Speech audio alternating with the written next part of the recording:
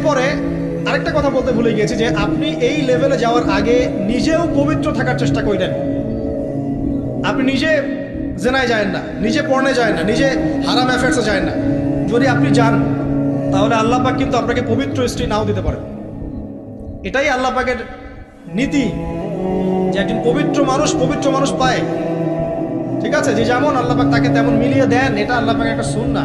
এর ব্যতিক্রম হতে পারে, কিন্তু আপনি যদি পবিত্র না থাকেন আপনি পবিত্র স্ত্রী নাও পেতে পারেন। তা আপনি আগে নিজে পবিত্র থাকেন, তারপরে আপনি এখন মেয়ে দেখেন। আলহামদুলিল্লাহ, বললাম দিনদারিতা প্রাধান্য দেন।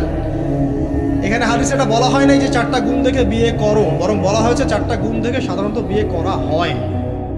ঠিক আছে, করো আদেশটা এমন নয়, ইনকাহ কথাটা এমন নয়, বা ইনকাহু এমন নয়, তুনকাহু মানে বিয়ে সাধারণত করা হয়। কেউ টাকা দেখে, কেউ সৌন্দর্য দেখে, কেউ দেখে বংশ। তুমি দেখো দিন। নবীজি বলছেন তুমি দিন দেখো, না হলে তোমার হাত ধুলে ধূসরিত হবে, মানে ধ্বংস হয়ে যাবে তুমি। আর দিন দেখার ক্ষেত্রে শুধু বাইরের গেট আপটা যথেষ্ট নয়, তার পড়াশোনা দেখেন, তার হিস্ট্রি ঘাটবেন, তার অতীতে সে কোথায় কোথায় পড়াশোনা করেছে, কি করেছে, খোঁজ খবর নেবেন।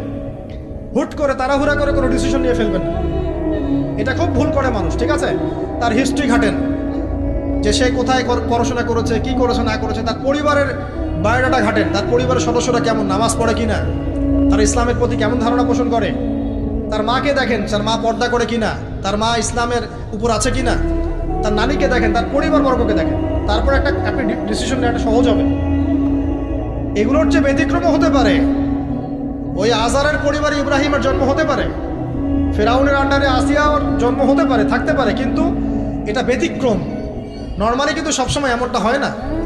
যে প্যারেন্টিংস দিয়ে তারা বড় হয়েছে, ওই প্যারেন্টিংস তাদের মধ্যে থেকে যায়।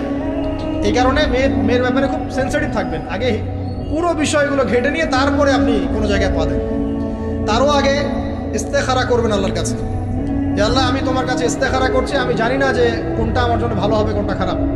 আল্লাহ এটা যদি আমার জন্য ভালো হয় সহজ করে দাও, যদি খারাপ হয় আল্লাহ দূর করে দাও। নিজের উপর চাপ নিয়েন না। তারপরে যদি দেখেন আলহামদুলিল্লাহ দিনদার, আর ডানে বামে দেখার দরকার নাই। যদি আপনি আপনার মনের মতো দিনদার পবিত্র একজন মেয়ে পেয়ে যান, আর যদি সে সুন্দরীও হয় মাশাআল্লাহ, আর ভালো বংশের হয়, তাহলে সারাটা জীবন তাকে নিয়ে কাটিয়ে দেন। সারাটা জীবন তাকে নিয়ে কাটিয়ে দেন, আপনি হ্যাপি হবেন ইনশাআল্লাহ। ডানে বামে দেখার আর দরকার নাই। যদিও একাধিক বিয়ের অনুমতি আছে, কোরআন সুন্নাহয় সব কিছুই আছে, কিন্তু এখন বাস্তবতাটাও বুঝতে হবে। কীরকম? কোরআন সুন্নাহয় এমন অনেক কিছুই আছে যেটা বাস্তবে ইমপ্লিমেন্ট করাটা এতটাও সহজ না। যখন যারা করতে চায় তাদেরকে অনেক অনেক হ্যাসেল পোহাতে হয়। কারণ সমাজটা যেহেতু এমন না, তো কোরআন সুন্নাহয় আছে যদিও, কিন্তু সমাজটা এমন না, তখন ওই ব্যক্তি কোরআন সুন্নাহ মানতে গেলে দেখা যায় সমাজ থেকে ব্যাপক হ্যারাসমেন্টের শিকার হয়।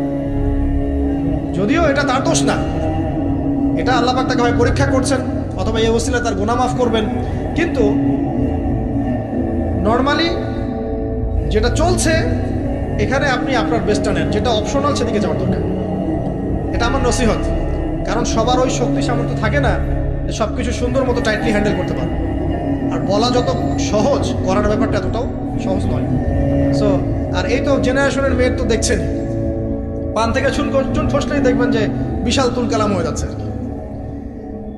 তো যদি আপনাকে আল্লাহ পাক আপনার পবিত্রতার কারণে, আপনার ঈমান আমলের কারণে খুশি হয়ে এমন একজন দিনদার, নেককার, পুণ্যবতী, সুন্দরী, সুশ্রী স্ত্রী দিয়ে দেন, আর ডানে বামে কখনো দেখবেন না, একদম তাকে নিয়ে পুরো লাইফটা কাটিয়ে দেবেন।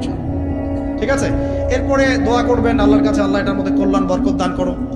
বিবাহের ক্ষেত্রে আপনি মোহরটাকে কম করবেন। আপনি মোহর মানে মেয়েদেরকে বলছি, মেয়ের বাবাদেরকে বলছি, সামর্থ্য অনুযায়ী করবেন। ছেলের সামর্থ্য অনুযায়ী করবেন, তার উপরে বোঝা চাপিয়ে দিবেন না। কিয়ামতের আলামতের হাদিসে আমি এটাও পড়েছি, শেষ জামানায় মোহর অনেক বেশি করা হবে, দেওয়া হবে কম। হয় না এমন? আর বাকি আছে আলামতের কিছু। তো ওই চিটারির মধ্যে নাই। আপনি বলছেন 1 লাখ আমি দিব নগদ, ব্যাস। বলছেন 5 লাখ দেওয়ার সামর্থ্য আছে আমার, 5 লাখ দিব, যে নগদ শেষ, পরে মাফ নিয়ে নিব, এইসব বার্গেনিং আপনি নাই। আর এখনকার বিবাহগুলো দেখলে মনে হয় যে মেয়ের বাবা ছেলেকে বিক্রি করছে, আর ছেলের বাবা মেয়ে কিনছে। সবচেয়ে বেশি মোহর দেখা যায় যে চিটাগাং এরিয়ার দিকে আর কি। এবং আপনি জানেন কি না, সবচেয়ে বেশি বিবাহ বিচ্ছেদ ওই জায়গায় বেশি। বাংলাদেশে বিবাহ বিচ্ছেদ দেখা যায় যে প্রতি 24 ঘন্টায় দেখা যায় 28টা 29টা বাংলাদেশে। হ্যাঁ, শুধু তাই না, আমি দেখলাম যে 10 লক্ষ মেয়ে অতিরিক্ত আছে পুরুষদের তুলনায় সমাজে ঘুরে বেড়াচ্ছে, স্বামী নাই। 10 লক্ষ মেয়ে। এবং এই ডিভোর্স দেওয়ার ক্ষেত্রে দেখা গেছে মেয়েদের প্রবণতা বেশি। 70% মেয়ে ডিভোর্স দিয়েছে, ছেলে দেয় নাই। 30% ছেলে। তাহলে মেয়েদের সাইকোলজি চিন্তা করেন। ও মনে করছে আমি তো এখন শিক্ষিত হয়ে গেছি, তোমাকে আমার দরকার নাই, আমি চাকরি করে খাবো। খুব বেশি শিক্ষিত দরকার নেই আপনার, দিনই শিক্ষা আছে কিনা ওটা দেখবেন। ফ্যামিলিস্ট মেয়েদেরকে নেওয়ার দরকার নেই, আপনি নেবেন ইসলামিক অনুশাসনে চলে এমন মেয়ে। এরপর যখন পরিবার স্টার্ট হবে, আল্লাহর কাছে বরকত চাবেন, বিয়েটা সহজ করে নেবেন। যে বিয়েতে খরচ যত কম, সে বিয়েতে আল্লাহর বরকত তত বেশি। হাদিস। অলিমা হবে, মাশাআল্লাহ, আপনার বিবাহিত জীবন মোবারক হোক, দোয়া করি। এরপরে দেখবেন উভয়ের মাঝখানে আল্লাহ পাক আপনাদের মাঝখানে ভালোবাসা ঢালবেন ইনশাআল্লাহ।